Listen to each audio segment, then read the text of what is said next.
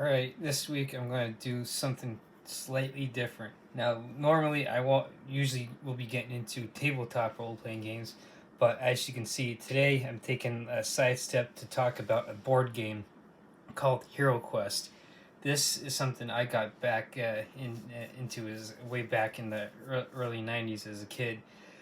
This first came out back in like '91, and then you can see here, this is this is of course the new cover because you can see the new elf and everything back there.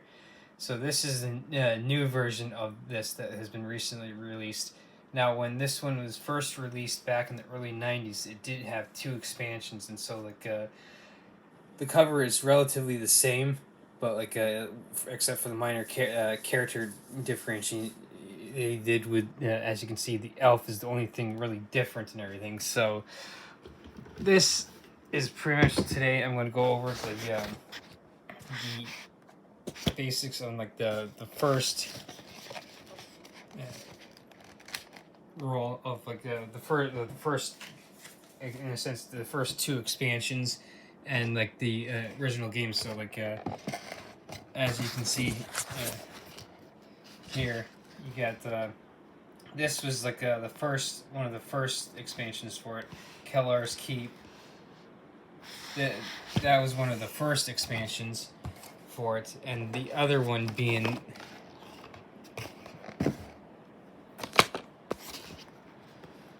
Return of the Witch Lord. Those were the original two expansion packs for Hero Quest. Now, being a board game, of course, like it does come with its own board.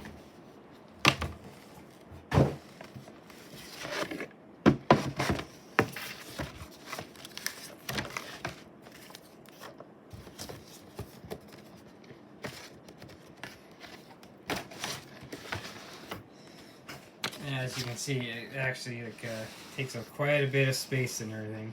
So, and then it has like the same kind of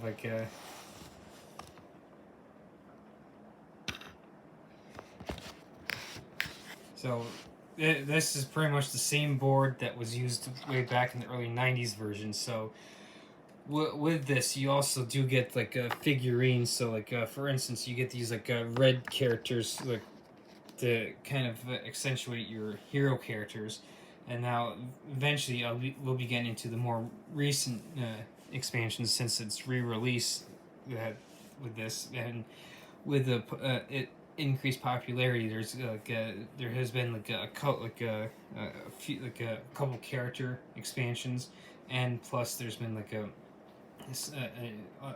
board mission expansions too, sort of like Kellar's Keep and Return of the Witch Lord. So not only do you get hero figurines like that, you also get figurines for the monsters and everything. So they have updated the monsters and everything since the early '90s release. So for instance, you can see the good old big ass gargoyle right here. So one of the biggest differences also too is the abomination.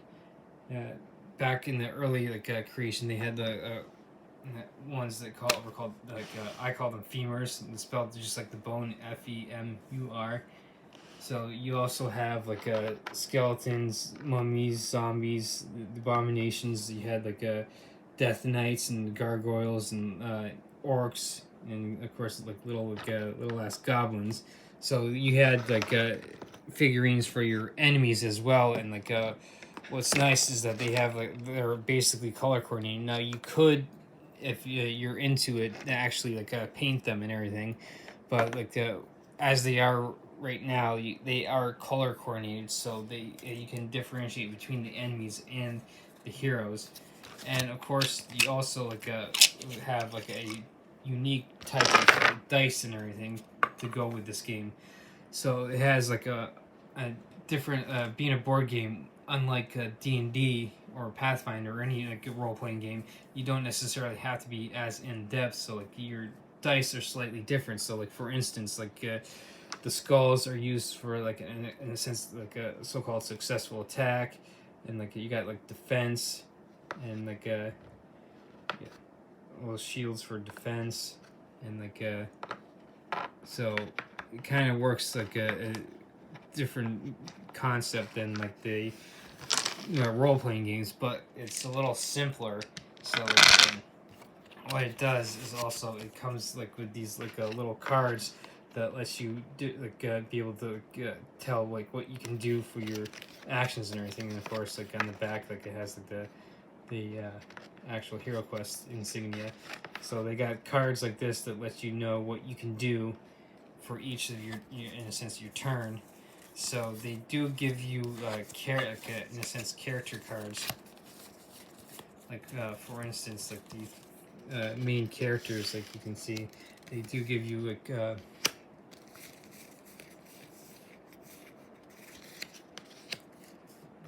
cards for different characters. Now the only one I'm missing is like the wizard. So these are the basic 4 characters. Now eventually I will do the expansions on the character expansions that they have released so far, and there is one that will be coming out shortly as well, probably within the next month or so.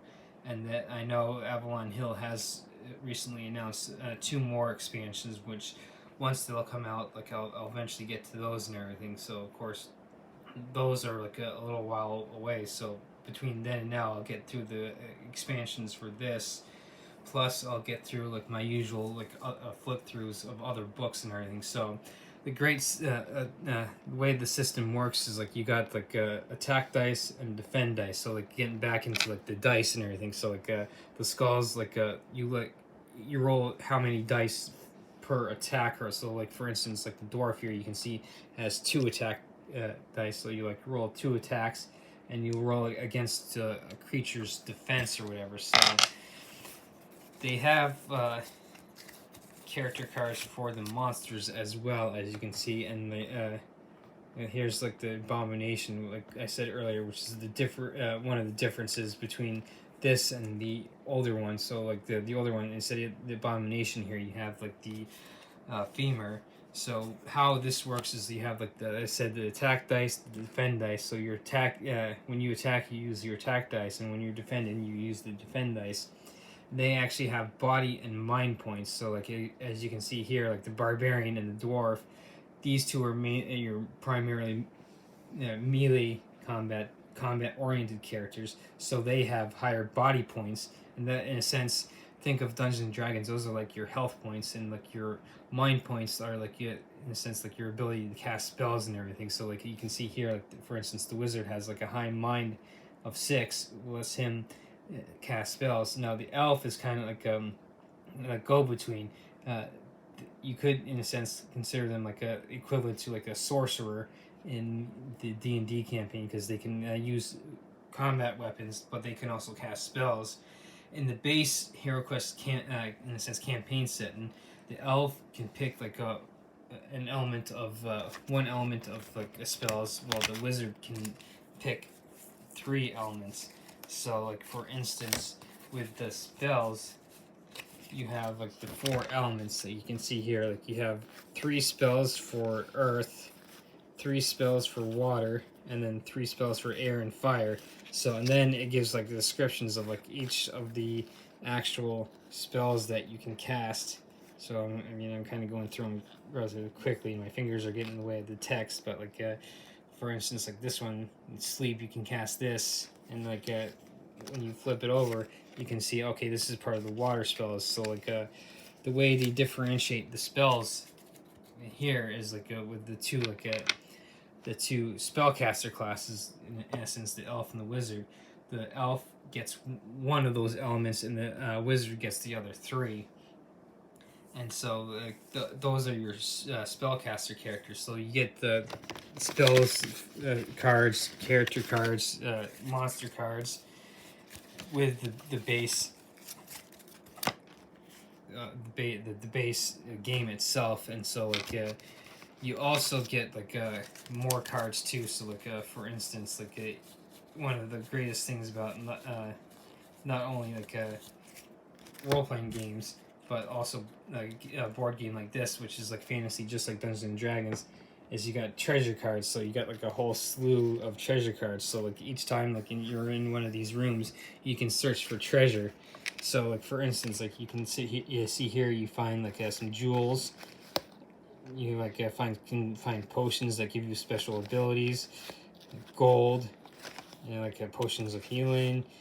Another type of potion that gives you like strength and gems, more gold, and of course you also have like bad effects too that you can do when searching for treasure. You can face off like against a wandering monster that appears, and of course you also have traps that you can come across too. So it's not all rainbows and unicorn when you're searching for treasure.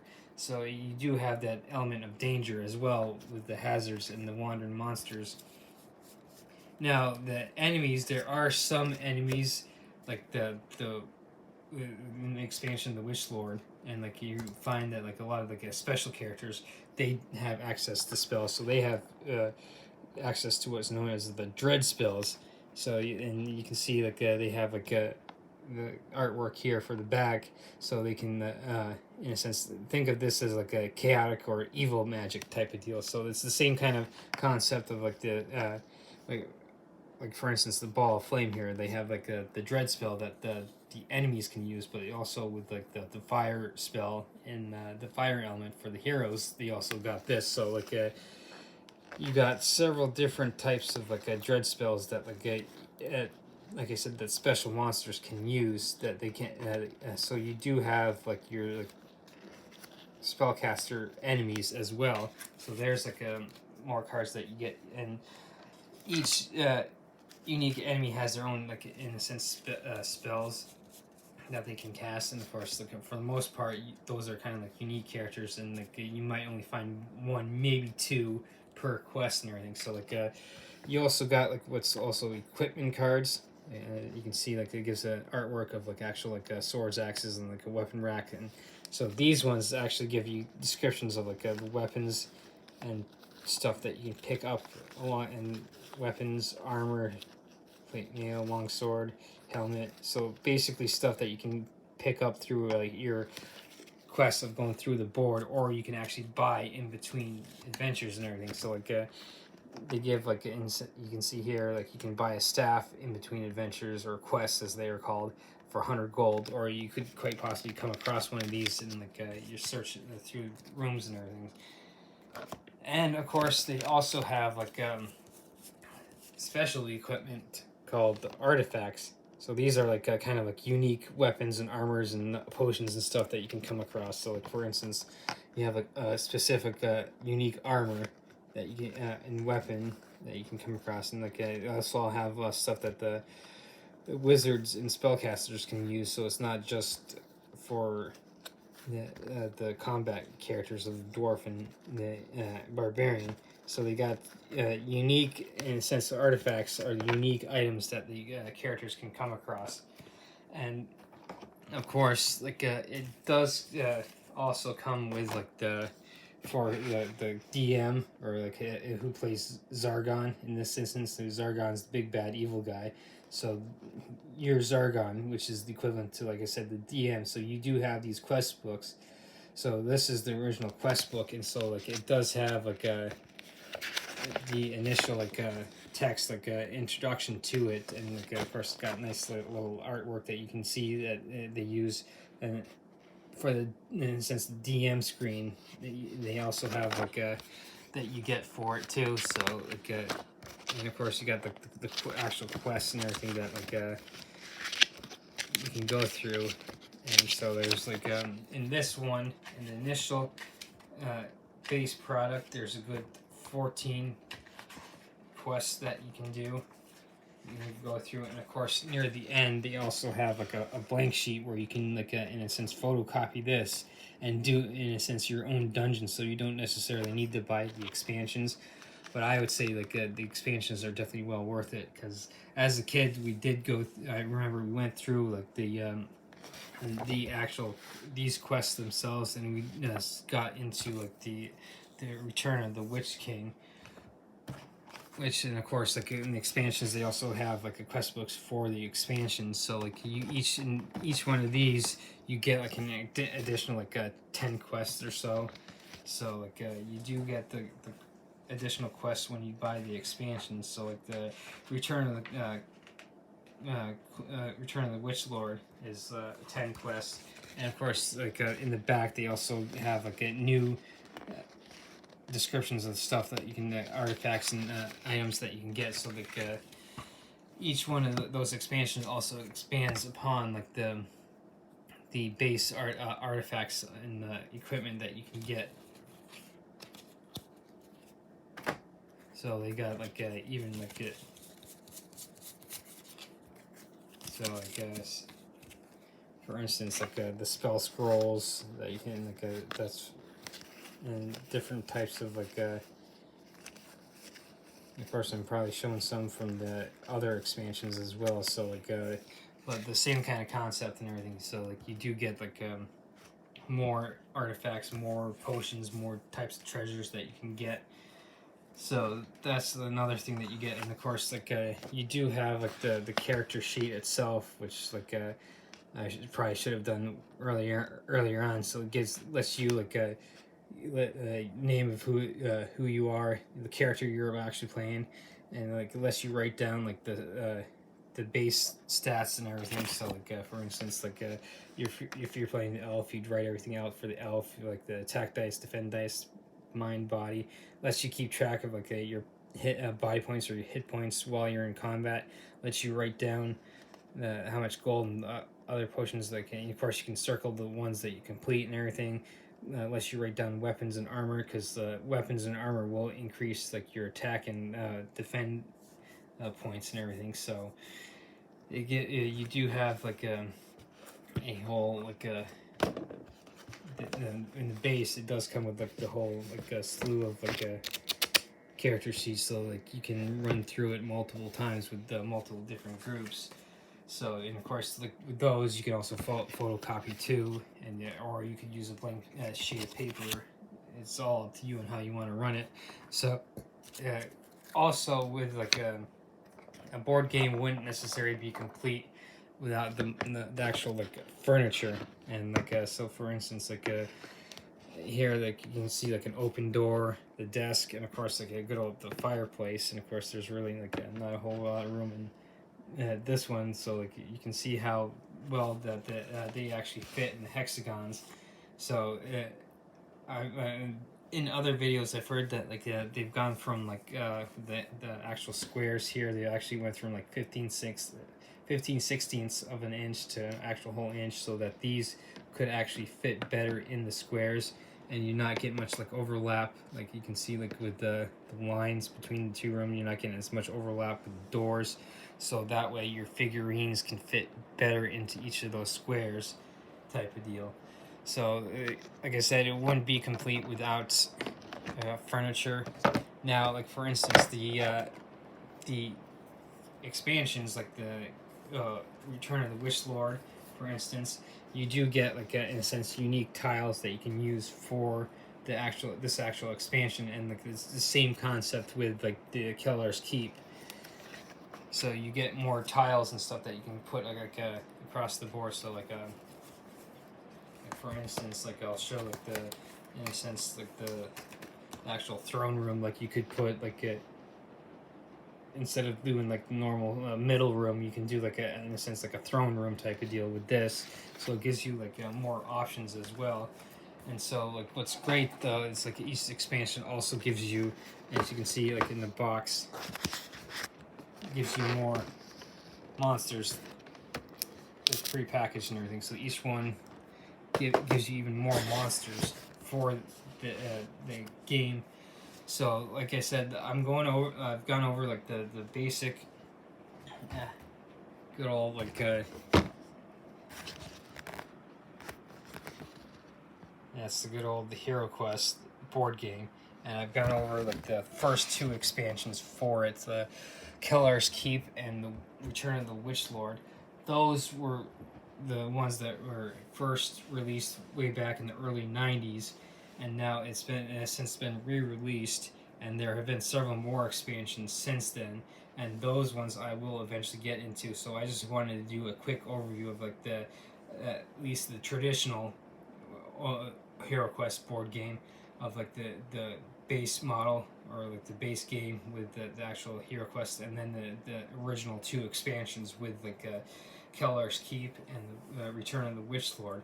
Now, as I said like before, as a kid, family and I played through like the original 14 quests, and we did go through Return of the Witch Lord, but we never got into Kellar's Keep. So each one is slightly different to the expansion. So like the Return of the Witch Lord, you're like dealing with one of the main bad guys in the original series, the Witch Lord. So he returns. So you have to, in a sense,